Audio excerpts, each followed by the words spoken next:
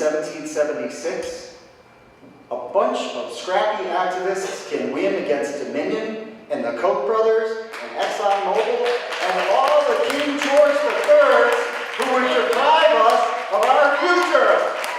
So fight on! That's Staunton City Councilman Eric Curran. Curran served as a panelist for Chesapeake Climate Action Network. CCAN recently held a town hall meeting at Trinity Episcopal Church in Staunton. Nearly 70 people listened to the presentations and took part in a couple of Q&As. During the meeting, pipeline activists talked about alternatives to Dominion pollution. Councilman Curran advised the audience on how to pitch ideas about climate policies. The way people do things here is generally they'll invite myself and a colleague for coffee. And we'll just have a casual chat. And they'll pitch us their idea. And maybe they'll have some materials, but it's really personal. It's not like, don't send email form letters to local city council people. That's pretty much worthless. Carmen Bingham is the project coordinator for the Virginia Poverty Law Center. Bingham says lawmakers can be a bit naive when they're trying to create new policies. And I believe they were trying to do the right things, but at the same time they were simply just doing what Dominion told them to do. The third panelist is a retired physician, Doug Hendren, and a member of the Physicians of Social Responsibility. I would like to just make the audience aware of something that in studying it surprised the dickens out of me to learn how great our economic and health burden is that we have been tolerating for decades related to pollution from combustion of fossil fuels.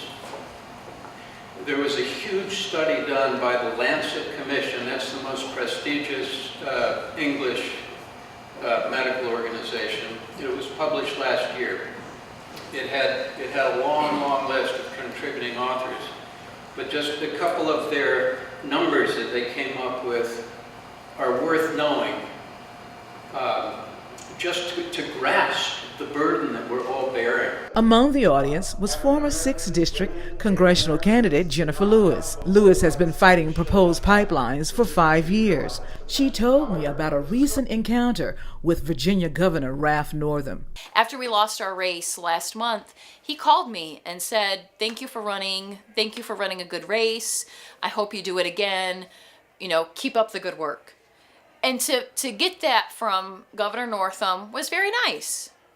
So I see him on Saturday, approach him, and I say, "Thank you for calling me. It meant a lot to me personally to get that phone call from you." I said, "But we need to talk about these pipelines." And as soon as I said the word pipeline, his staff came and took him away from me and said he needs to get up on stage and give his speech.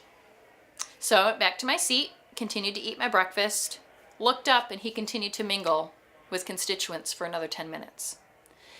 And what disappoints me is just tonight, I heard that he's supporting the Regis plan. You can't be pro-environment and say you care about water and say you care about cleaning up the bay and be pro-pipeline.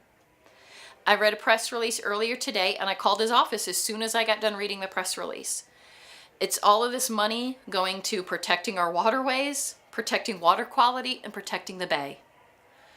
Here in Augusta County, I sit on the Headwaters Soil and Water Conservation Board.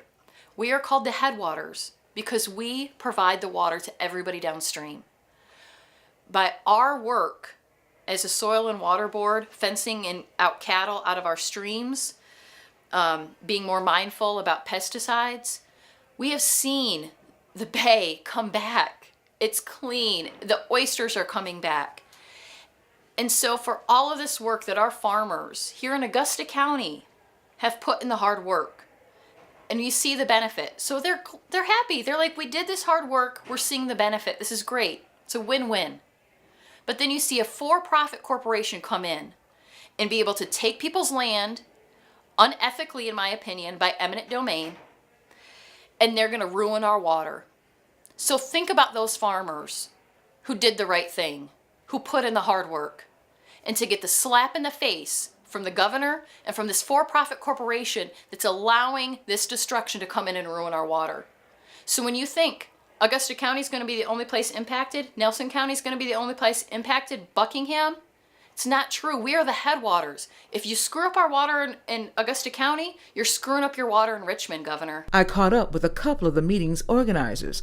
Harrison Wallace is the Virginia director of the Chesapeake Climate Action Network. We've been doing a lot of work on stopping the Atlantic Coast Pipeline and the Mountain Valley Pipeline, and a lot of it's coming to fruition right now. But the main goal is to start thinking about how we can get proactive energy policies passed. Jamshis Bactire is the Virginia field coordinator for the Chesapeake Climate Action Network. He says one of the main purposes of the meeting was to discuss the numerous ways Virginia can benefit from the Regional Greenhouse Gas Initiative, which is also known as RGGI. We can finally take back control from Dominion and put it in the hands of the people.